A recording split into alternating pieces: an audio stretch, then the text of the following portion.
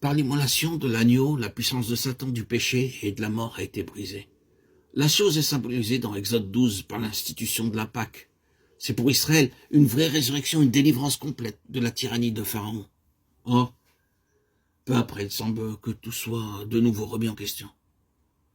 Surpris entre des montagnes qui rendent impossible un changement de front, devant eux la mer, derrière eux une armée qui les talonne. Comme si l'Égypte avait juré de ressaisir sa proie, le peuple angoissé croit sa dernière heure venue.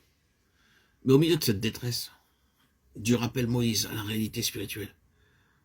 Qu'as-tu à la main? Une verge.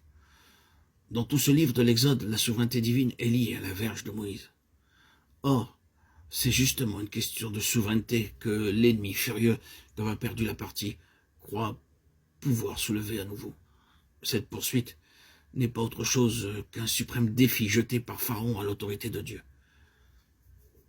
Mais cet étalage de force est inopérant puisque, par le sang de l'agneau, l'autorité de droit a été définitivement enlevée à l'ennemi. Il nous a transférés du royaume des ténèbres au royaume du Fils de son amour. Moïse lève sa verge, siège symbolique de l'autorité divine. La mer se fend, le peuple passe, les flots se referment. Ainsi donc, Dieu place au seuil même de la vie de son peuple une leçon qui vaudra pour toutes les générations.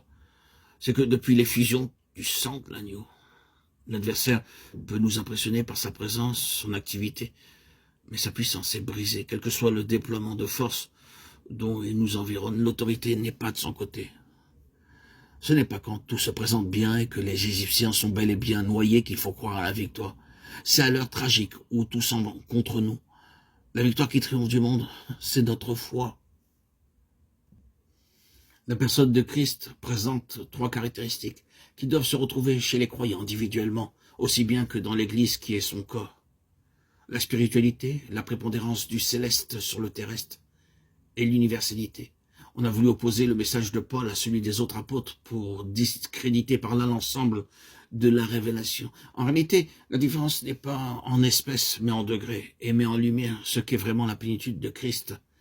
Ce que tous les apôtres ont en commun, la repentance, la nouvelle naissance, le baptême, le Saint-Esprit, la justification, la sanctification, l'espérance du retour du Seigneur.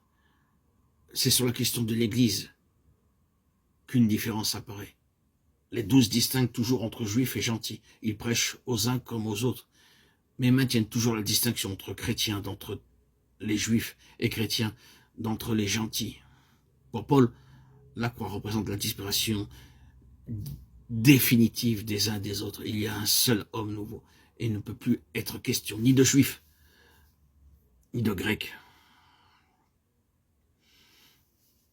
Son message spécifique comporte donc une révélation nouvelle de la nature céleste et du caractère universel de cette Église qui est son corps. Pour qu'il y ait une réalisation de cette chose céleste, il faut que soit brisé le système terrestre, le judaïsme qui n'est que provisoire. L'incident de Galates 2, 11, 14 est très significatif. Jacques jouissait à Jérusalem dans tout le sens judaïsant d'une autorité considérable. En quittant la métropole, Pierre échappe à cette influence et il se surprend au contact de l'église d'Antioche à embrasser cette liberté glorieuse qui fait partie de la plénitude de Christ. Mais qu'arrive-t-il? Une visite de Jérusalem lui fait réaliser qu'il est sorti des normes admises par l'église mère. Surpris entre l'université de Paul et le judaïsme de Jacques, le pauvre Pierre chavire dans l'hésitation et se détourne par crainte des hommes de la pleine révélation dans laquelle il était entré. Si l'on veut aller tout outre avec Dieu, il faut s'affranchir des hommes, même si ce sont des piliers dans l'Église, Galates 2, 5, 6, et se dire résolument, je refuse de perdre quoi que ce soit de la plénitude de Christ, sous prétexte des soi-disant égards que je dois à mes frères. La position de Paul est une position d'indépendance absolue vis-à-vis de l'ordre établi et de toutes les formes d'influence et d'autorité qui compromettent ou restreignent la plénitude de Christ. Il se sépare volontairement de tout ce qui jouit de la considération des hommes. Du reste, après avoir fait allusion dans Galates 2, 6, il précise bien « Dieu ne fait point exception de personne ».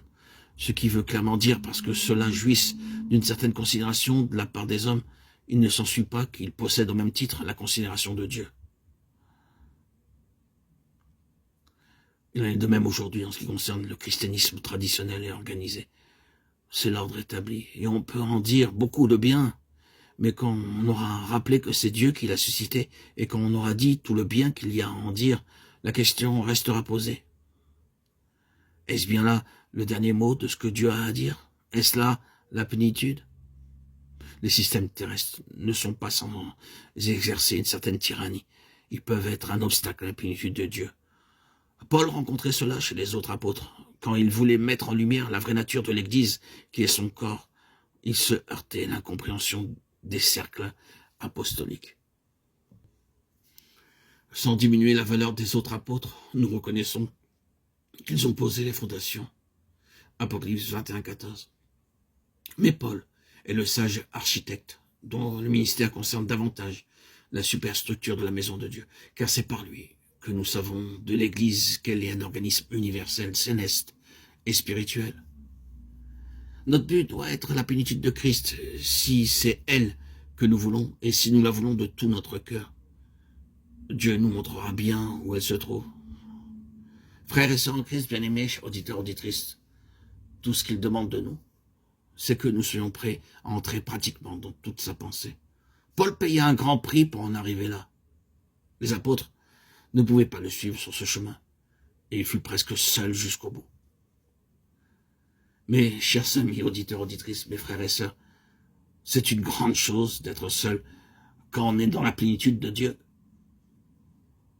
Amen. Alléluia.